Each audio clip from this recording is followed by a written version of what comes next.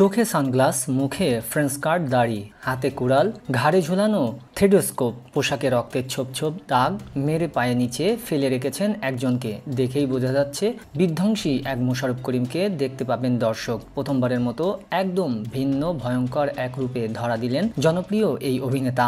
নির্মাতা সঞ্জয় সমদ্দরের পরিচালনায় ইনসাফ সিনেমার দ্বিতীয় পোস্টারে পাওয়া গেল মোশাররফ করিমের রক্তাক্ত অবতার। রোববার সন্ধ্যায় ইনসাফের দ্বিতীয় পোস্টার উন্মোচন করে নির্মাতা বলেন, এই ডাক্তার রোগ নয়, পাপ সারায়, রক্তই তার ভাষা, ইনসাফই তার শপথ। এতে স্পষ্ট হয়ে যায় সিনেমার গল্পে প্রতিশোধ ও ন্যায় বিচারে জোরালো উপস্থাপন থাকবে। এর আগে গত 25শে এপ্রিল প্রকাশিত হয় সিনেমাটির প্রথম পোস্টার, যেখানে রক্তাক্ত কুড়াল হাতে ঠোঁটে রহস্যময় হাসি নিয়ে হাজির হয়েছিলেন সিনেমার নায়ক শরীফুল রাজ। নতুন পোস্টারে মোশাররফ করিমের চরিত্র প্রকাশ পেলেও তিনি ইতিবাচক না নেতিবাচক সে বিষয়ে এখনও স্পষ্ট কোনো তথ্য দেননি নির্মাতা। জানা গেছে অ্যাকশন থ্রিলার ঘরানার ইনসাফের শুটিং শুরু হয় গত ফেব্রুয়ারিতে। এখন চলছে শেষ মুহূর্তের কাজ। আসন্ন ঈদুল আজহায় মুক্তি পেতে যাচ্ছে সিনেমাটি।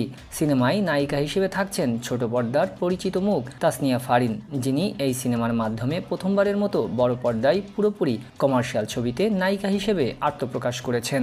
সিনেমাটির প্রযোজনায় রয়েছে তিতাস কথাচিত্র এবং টিওটি ফিল্মস।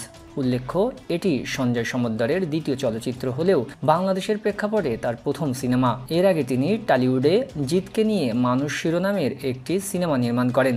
ইনসাফ নিয়ে ইতিমধ্যে দর্শক মহলে তৈরি হয়েছে ব্যাপক কৌতূহল। পোস্টারে মোশাররফ করিমের নতুন লুক সিনেমা প্রেমীদের সেই আগ্রহ আরও কয়েক গুণ বাড়িয়ে দিয়েছে।